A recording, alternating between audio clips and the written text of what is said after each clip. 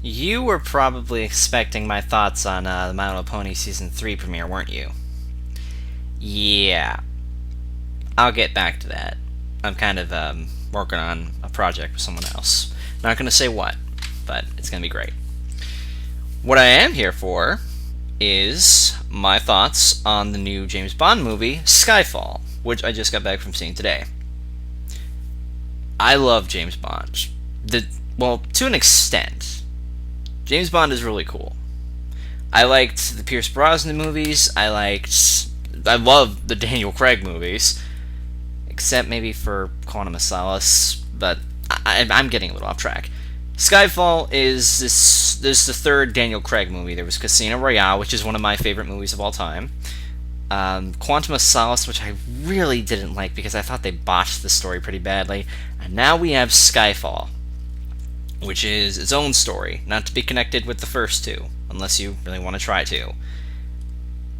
Fun little fact about the Bond series that I found out. The reason that they brought Casino Royale to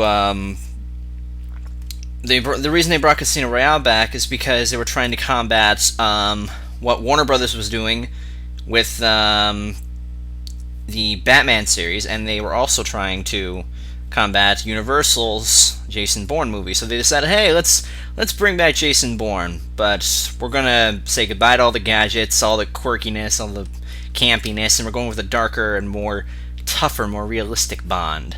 And then we got Daniel Craig, so that's pretty cool. Yeah, some of you probably are asking, dude, I didn't know that Skyfall was a James Bond movie. It just sounds like a good movie.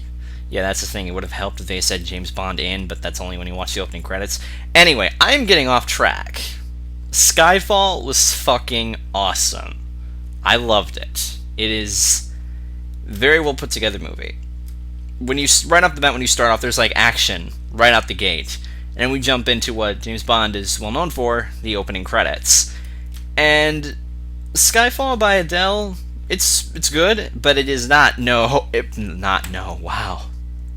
I didn't know that was a word. Dude, no. But it is certainly not Chris Cornell's You Know My Name. That is good. The opening for Casino Royale is the best opening for any movie out there. I don't care. Maybe 1982 Batman is better, or maybe the Avengers, I don't know. But I'm here to talk about it. So, Daniel Craig, returning again as James Bond for the third time. We see, like in the first two movies, how he evolves, how he's dealing with being 007. Now we see the scars are starting to show. He's more like an old dog at this point, and he's young, but he still looks like an old dog in some sense, if you know what I mean. But he plays it very well, I think. He makes it look real. He gives depth to the character, and it's always great to see him, in action, especially with all the stunts that he does. Eve Moneypenny, which is played by Naomi Harris. Oh, she is beautiful. Absolutely beautiful. Did you know that she was Tia Dama in the Pirates of the Caribbean series?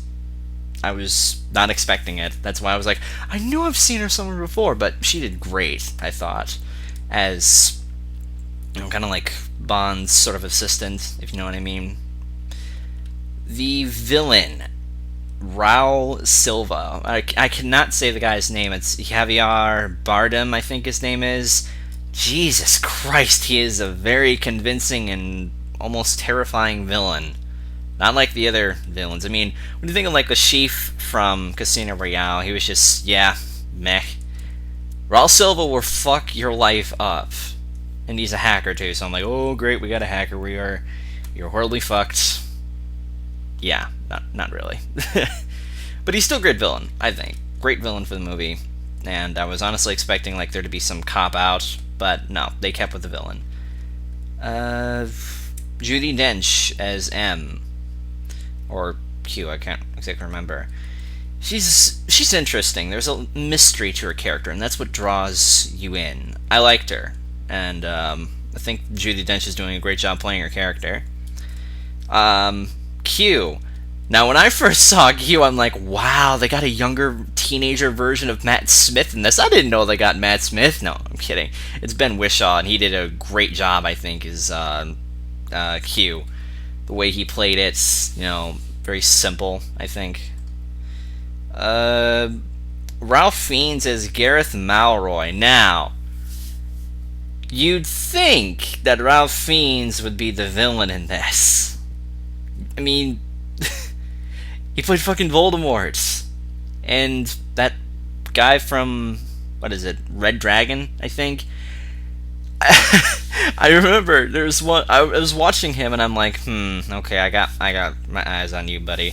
There's one point in the movie where he just shows up like in an empty room with two of the characters. I'm like, okay, I can kind of see the knife behind the back, dude. I know what you're gonna try and do. Just stop stalling.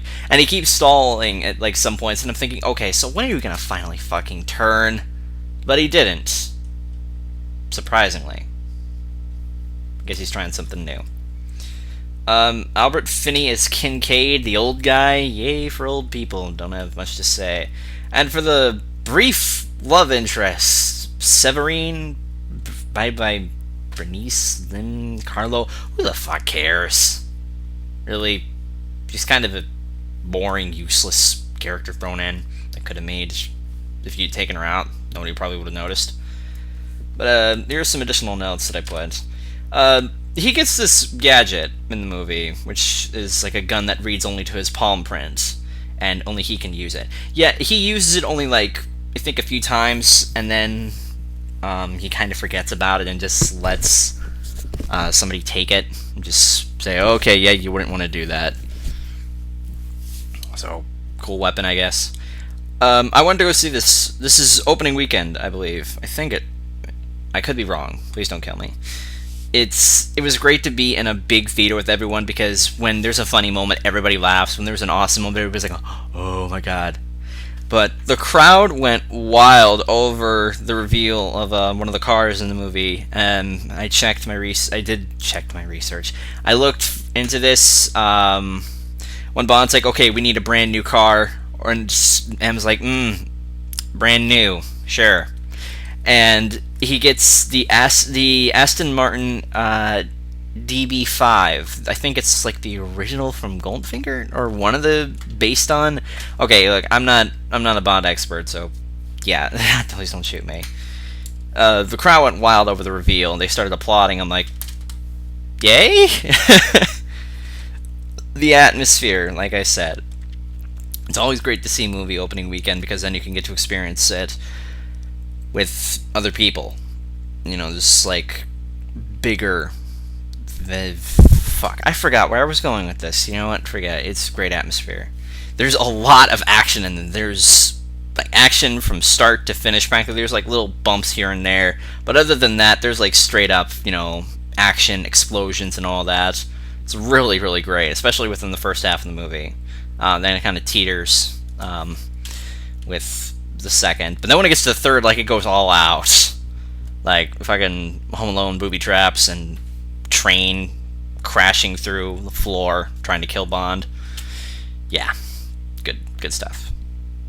But to me, it felt though that the first hour of the movie zipped by. I'm so into it. I looked down at my watch. I'm like, first hour's done already? Okay. This movie is about 2.5 hours long, which is usual, I think, for Bond movies. And I found out that there's going to be 2 more Bond movies that'll be in 2014 and 2015. So, awesome. If you can make it as good as Skyfall and not fuck it up like Quantum of Solace, then hey, cool. I'm all on board. I'm good. Hey, sign me up for more Bond. Yeah, but people have asked me before, like, who's your favorite Bond? Well, Daniel Craig, and Pierce Brosnan is a close second. Sean Connery's a third. But overall, Skyfall, as an actual movie, if you strip away like the James Bond and you just put it about like an action movie about the spy, that is like probably his first time out or something. If you market it like that, and then you just decide, okay, here's a spy. He's not Jason Bourne, but he's a spy. If you market it like that, then you probably won't get a lot of people going for it, but since they did, it's James Bond.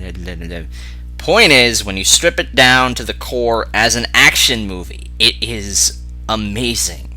There's great storytelling, there's great action, there's a lot of great interactions between the characters with Craig and everyone else. It's so well together, and especially with the villain too. The way the villain and Craig clash, he was so good. The chemistry was there, I could tell. And overall, it's definitely in my top 5 movies of this year. And you'll find out that list once I finish watching all the other movies, when I get to them. But yeah, those have been my thoughts on Skyfall. Next movie I'm going to try to go see, I'm either going to try to go see Silent Hill Revelation or Rise of the Guardians. Well, definitely Rise of the Guardians for sure. But, yeah. Screwdriver. Yay. Oof. Whoops. Oh yeah, also before we get stream, tomorrow, 2. Be there. We're going to finish up Banjo-Tooie and play some Left 4 Dead 2. Be there. Also, yeah. I think I'm stalling. See you guys tomorrow. And like, comment, subscribe, swag. Good thing I remembered.